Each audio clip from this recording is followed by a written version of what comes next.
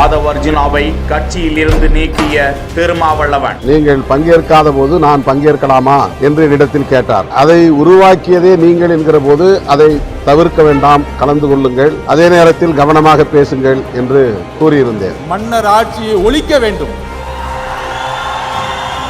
பிறப்பால் அனைவரும் சமம் என்கின்ற கருத்தியலை அம்பேத்கர் உருவாக்கியதை போல இங்க பிறப்பால் ஒரு முதலமைச்சர் உருவாக்கப்படக்கூடாது.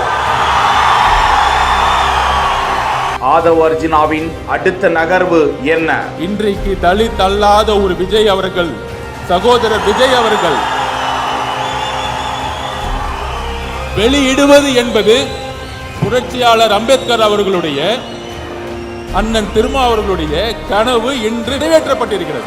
விடுதலை சிறுத்தைகள் கட்சி எடுத்த ஒழுங்கு நடவடிக்கை. சட்டமேதை அம்பேத்கர் நினைவு நாளையொட்டி நடத்தப்பட்ட மாநாட்டில் விஜய்க்கு ஆதரவாக பேசியதாக ஆதவ் அர்ஜுனா மீது நடவடிக்கை எடுக்கப்படும் என திருமாவளவன் கூறியிருந்த நிலையில் கட்சியின் துணை பொதுச் செயலாளர் ஆதவ் அர்ஜுனா அண்மை காலமாக கட்சியின் நலன்களுக்கு பாதிப்பை ஏற்படுத்தும் வகையில் செயல்பட்டு வருகிறார் என்பது தலைமை நிர்வாகத்தின் கவனத்துக்கு தெரிய வந்தது. இதுகுறித்து கடந்த 7ஆம் தேதி அன்று கட்சியின் பொதுச் செயலாளர்கள் உள்ளிட்ட முக்கிய தோழர்களுடன் கலந்தாய்வு செய்யப்பட்டது என்றும் கட்சியின் தலைமை அறிவுறுத்தல்களையும் மீறி தொடர்ச்சியாக அவர் எதிர்மறையாக செயல்பட்டு வருவதும் அத்தகைய செயல்பாடுகள் கடுமையான விமர்சனங்களையும் உருவாக்கியிருக்கிறது.